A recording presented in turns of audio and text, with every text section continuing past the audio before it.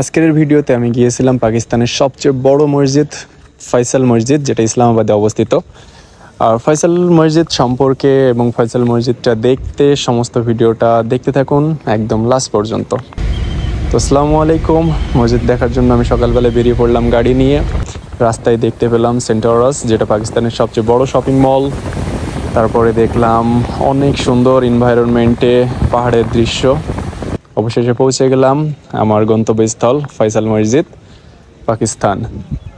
তো এটা পাকিস্তানের ফয়সাল মসজিদের সামনের দৃশ্য, যেখানে আমি দাঁড়িয়ে একটু শ্যুট নিলাম। আপনারা আসলে এমনই কিছু চিত্র দেখতে পারবেন। আর আজকের পরিবেশটা ছিল অসম্ভব রকমের সুন্দর। আকাশে মেঘ, বৃষ্টি হচ্ছে এগুলো গুড়ি গুড়ি। আর এই পরিবেশে আমার অনেক ভালো লাগছিল, ঠান্ডা ঠান্ডা বাতাস ছিল। তো সব কিছু মিলিয়ে অসম্ভব সুন্দর। দূর থেকে ফয়সাল মসজিদকে অসম্ভব রকমের সুন্দর লাগছিল। এখানে কিছু ক্যামেরাম্যান দাঁড়িয়েছিল, জিজ্ঞাসা করলাম কত করে ফটো, তো বললো পার পিস ফটো 50 রুপি। পরে আর আমি ফটো তুললাম না, আস্তে আস্তে এগিয়ে গেলাম ফয়সাল মসজিদের দিকে।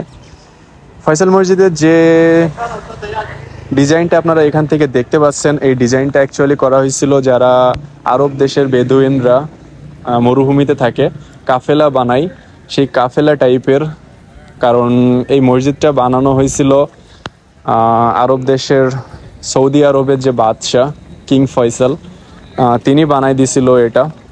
তার নিজের টাকায় এখান পাকিস্তানের জমি কিনে সমস্ত খরচ সে প্রোভাইড করছিল।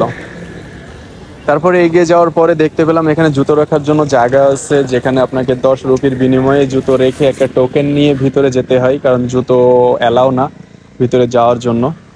তো আমি জুতা খুলে ভিতরে চলে গেলাম। ভিতরে আসার পরে দেখতে পেলাম এটা মসজিদের এন্ট্রান্স। এখানে গেট, মুসল্লিরা এই গেট দিয়ে সবাই প্রবেশ করে। তো এই মসজিদটার নামকরণ হয়েছে ফয়সাল মসজিদ। আর এই ফয়সাল মসজিদ নাম দেওয়ার পেছনে যে কারণটা, সেটা হচ্ছে এখানে সৌদির বাদশাহ কিং ফয়সাল, তার নামেই নামকরণ। কারণ সেই এই মসজিদটা পাকিস্তানে প্রতিষ্ঠিত করছিল, তারই টাকা তারই জমি দিয়ে করা। মসজিদের লোকেশনটা অসম্ভব রকম সুন্দর, যেটা পাহাড়ের একেবারে কোল ঘেঁষে মসজিদটা স্থাপন করা হয়। আপনারা দেখতে পাচ্ছেন কত সুন্দর পাহাড়, পাহাড়ের পাশেই মসজিদটা। মসজিদ যত বড়, পাহাড়গুলো মনে হয় অতটাই বড়। তবে দূর থেকে দেখলে পাহাড় আর মসজিদকে অনেক ছোট মনে হয়, পাহাড়গুলোকে অনেক বড় মনে হয়। ওই পাহাড়ের ওপর থেকে অবশ্য পুরো ইসলামাবাদকে দেখা যায়, পাহাড়ের উপরে ওঠা যায়। আপনারা দেখছেন যে পাহাড়গুলো সব মেঘে ঢাকা। সো আপনি যদি ওই পাহাড়ের উপরে উঠেন তাহলে বুঝতে পারবেন যে আপনার পায়ের নিচে মেঘগুলো থাকবে। তো আমি আস্তে আস্তে চলে গেলাম মসজিদের ভিতরে ঢোকার জন্য। এটা হচ্ছে গেট। তো আমি যেটা দেখলাম সেটা হচ্ছে এখন গেট সব লাগানো আছে। মসজিদের গেট 9টা গেট আছে এখানে। 9টা গেট দিয়ে মানুষ ভিতরে ঢুকে, কিন্তু আমি যখন গেছিলাম তখন 12টা বাজে, এই জন্য গেটগুলো সব বন্ধ ছিল। কারণ 1টার সময় গেটগুলো খুলে দেয়া হয়। তো আমি ধীরে ধীরে যখন একেবারে গেটের সামনে পৌঁছালাম, দেখতে পেলাম এখানে অনেক পানি জমে আছে, যেগুলোতে মানুষ অনেক পিছছিল আর পিছলিয়ে পড়েও যাচ্ছিল। আমিও একবার পড়ে যাচ্ছিলাম। এটা হচ্ছে এখানে গেটের সামনে। আর একেবারে সামনে এখানে নামাজের জন্য সময়সূচি দেয়া আছে, কয়টার সময় নামাজ। এখানে অনেক মুসল্লি বাইরে আপাতত শুয়ে আছে, কেউ বসে আছে দেখলাম। কারণ এখন তো গেট বন্ধ, এই জন্য গেট খুললেই সবাই ভিতরে প্রবেশ করবে। অনেক মহিলাদেরকেও দেখলাম যারা মসজিদে আসছে, তবে এটা বুঝলাম না নামাজ পড়তে নাকি জাস্ট ঘুরতে আসছে। তারপরে অনেক সামনে গিয়ে মসজিদের একটা টোটাল ভিউ নেওয়ার জন্য দূর থেকে একটা ভিডিও করলাম। এই যে জায়গাগুলো দেখতে পাচ্ছেন, এই টোটাল জায়গাতেই আপনি নামাজ পড়তে পারবেন। এই মসজিদে একসাথে মানুষ নামাজ পড়তে পারে 2,50,000 মানুষ।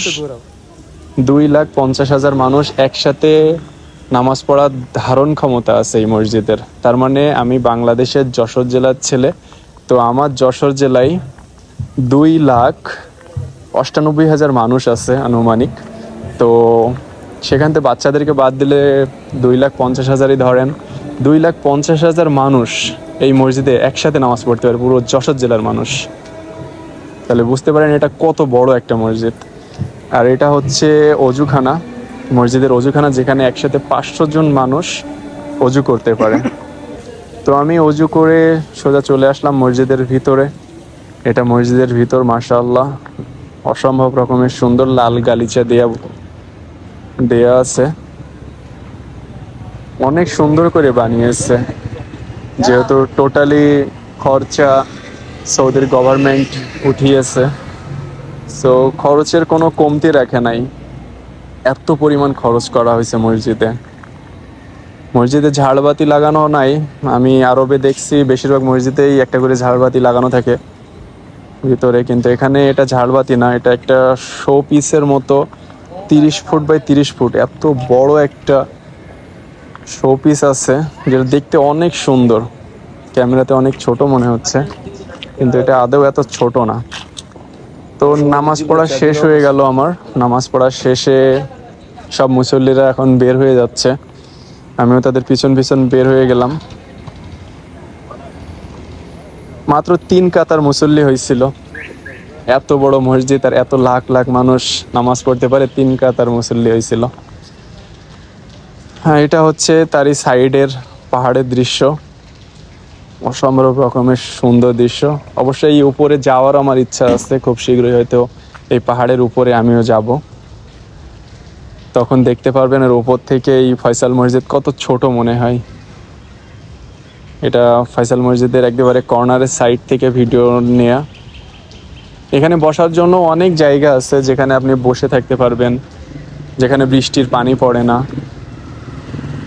তো আমি আবার ওইখানে অনেক সময় বসেছিলাম, এই যে আমি এখানে বসে আছি, অনেকটা সময় এখানে বসেছিলাম, কারণ ঠান্ডা ঠান্ডা বাতাস হচ্ছিল, আকাশ মেঘলা ছিল, গুড়ি গুড়ি বৃষ্টি হচ্ছিল, সেরকম একটা ফিল ছিল।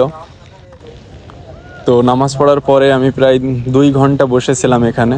আর মসজিদটা দেখতে যেমন সুন্দর, মসজিদের আশেপাশের পরিবেশটা আরও বেশি সুন্দর। একেবারে পাহাড়ের সাথে মসজিদটা এত সুন্দর, মানে নিজ চোখে না দেখলে আপনি বিশ্বাসই করতে পারবেন না যে এত সুন্দর একটা মসজিদ। তো সব কিছু মিলিয়ে এই ছিল মসজিদের সমস্ত ভিডিও। আর এবার আমার এই লাস্ট শ্যুট, এখান থেকে আমি এবার রুমে চলে যাব। তো ভিডিওটা কেমন লাগলো এটা অবশ্যই জানাবেন। যদি অ্যাকচুয়ালি ভালো লাগে তাহলে লাইক আর কমেন্ট তো আছেই, যেটা না বললেই নয়। সো দেখা হবে কোনো এক নতুন ভিডিওতে, সবাই ভালো থাকবেন, আল্লাহ হাফেজ।